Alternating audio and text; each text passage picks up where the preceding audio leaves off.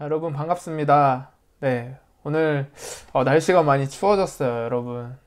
좀 밖에 외출할 때 따뜻하게 입고 건강 많이 유의하셔야 될 것 같습니다.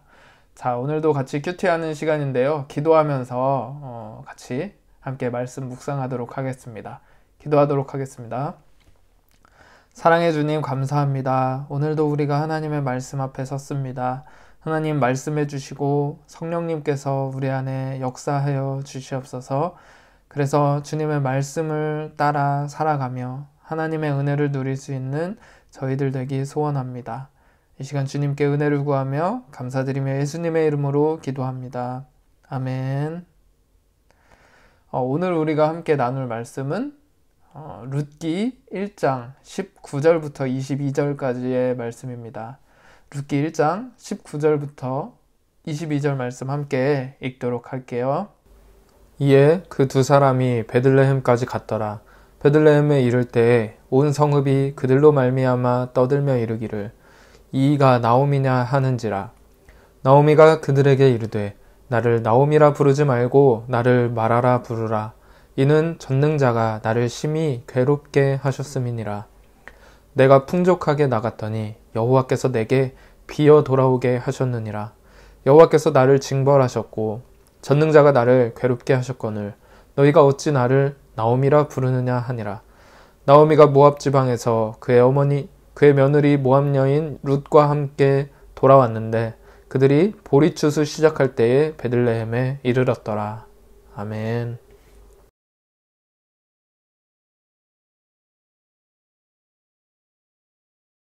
자, 그러면 말씀을 함께 보도록 하겠습니다.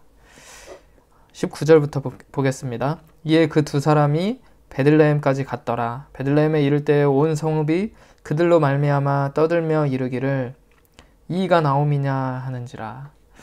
이제 베들레헴에 나오미와 룻이 함께 도착을 했어요. 그러니까 그 베들레헴에 살던 사람들이 나오미를 알아보고 이 사람이 나오미가 아니냐, 굉장히 오랜만에 봤기 때문에 반갑기도 하고 뭐 놀랍기도 하고 그런 마음을 담아서 이런 이야기들을 한 것이겠죠. 저는 좀 놀랬을 거예요. 남편과 아들들과 함께 그 모압 땅으로 떠난다고 떠났던 이 여인이 이제 10년이라는 시간이 지나서 돌아오게 됐는데 남편과 아들은 다 어디 가고 웬 이방 여인 한 명이랑 같이 돌아오게 된 것이죠.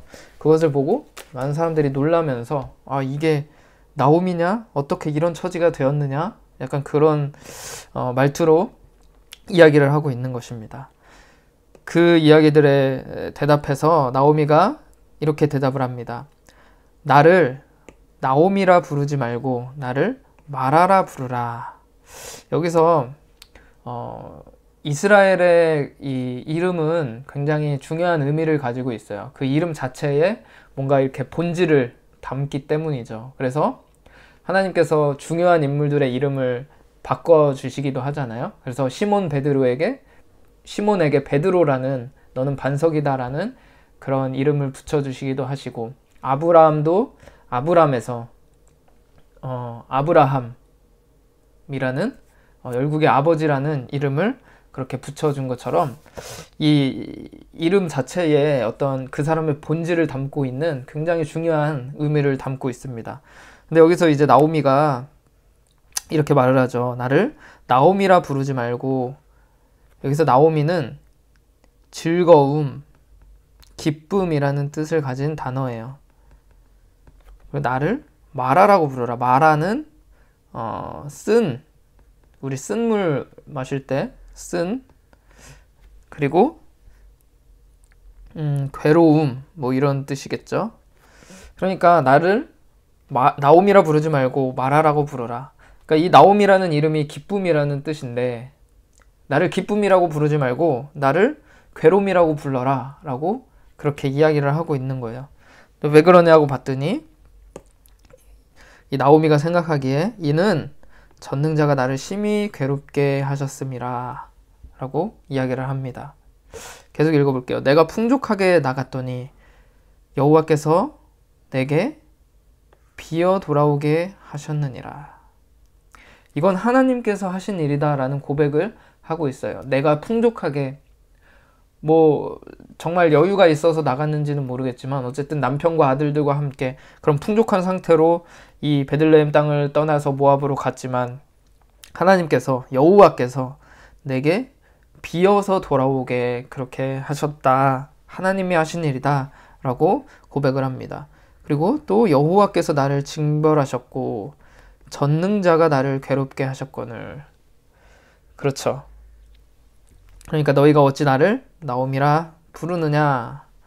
내가 어떻게 기쁨이라고 불릴 수 있겠느냐. 난 지금 괴로운 상태고 전능자가 나를 괴롭게 만들었는데 내가 어떻게 기쁨이라고 불릴 수 있겠느냐 라고 이야기를 하는 것입니다. 그러니까 나오미의 고백을 쭉 보면 하나님께서 하셨다는 고백이 있어요. 그리고 전능자, 하나님이 그 전능하신 분이 나에게 이렇게 행하신 것이다 라는 그 고백이 있죠. 그런데 뭐라고 하느냐, 그 하나님이 나를 징벌하셨기 때문이다. 징벌하셨다. 나를 괴롭게 하셨다. 나를, 하나님이 모압 땅으로 떠난 나를 징벌하셨고 나를 이렇게 비어 돌아오게끔 괴롭게 만드셨다라고 고백을 하고 있는 것입니다. 이 큐티를 할 때 그 주인공, 이 인물의 어떤 감정이나 이 인물의 상태를 한번 잘 우리가 살펴보고 이해해 볼 필요가 있고 그 사람의 입장이 되어보는 것이 굉장히 중요합니다. 나오미의 마음이 어땠을까요? 10년 동안 모압 땅이라는 곳으로 이 기근을 피해서 이주를 했는데 그곳에서 잘 살고 그렇게 지내보려고 했지만 하나님께서 그것을 허락하지 않으셨다. 나를 징벌하셨고 이 하나님 땅을 이스라엘 백성의 땅을 떠나간 그 대가를 치르게 하셨다라고 그렇게 이야기를 하고 있는 것입니다. 우리가 큐티를 할 때 이 성경 인물의 그런 마음을 잘 헤아릴 필요가 있는데요. 그래서 이 성경 인물의 입장을 우리가 대입해보고 들어가 볼 필요가 있습니다. 이 나오미의 지금 마음은 어땠을까요? 10년이라는 시간을 이방 땅에서 하나님 없이 그렇게 살아가다가 지금 이제 베들레헴으로 돌아왔습니다. 그러면서 이제 고백하는 말이 전능자가 나를 괴롭게 하셨다. 여호와께서 나를 징벌하셨다 라고 이야기를 해요. 굉장히 자책하는 마음도 있었겠죠.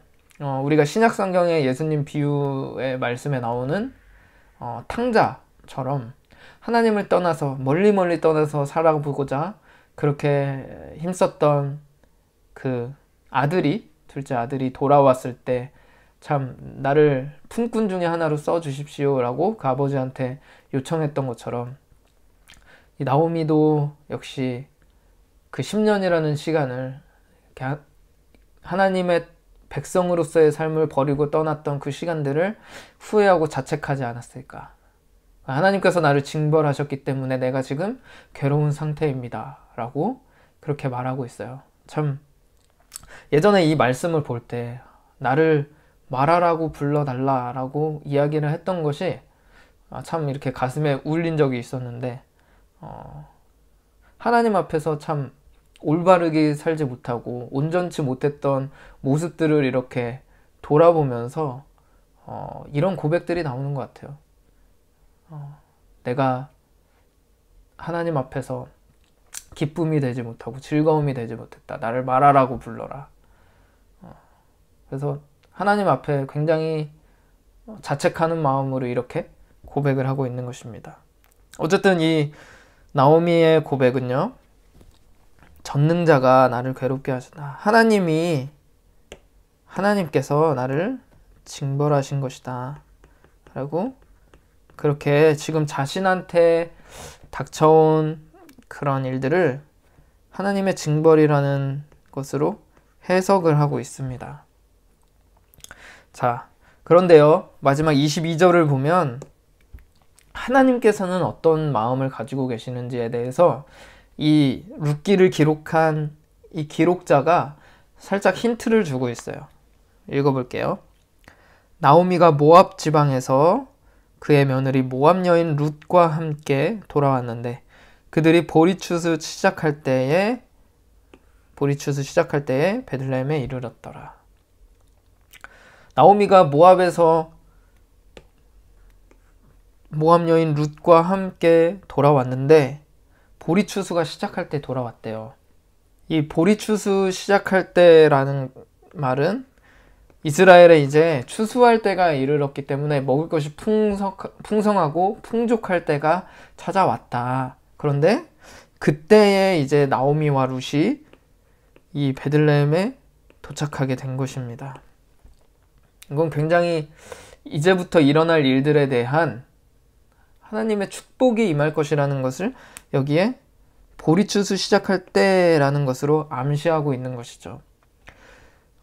이스라엘에는요, 이 추수할 때가 되면 이제 그 이삭을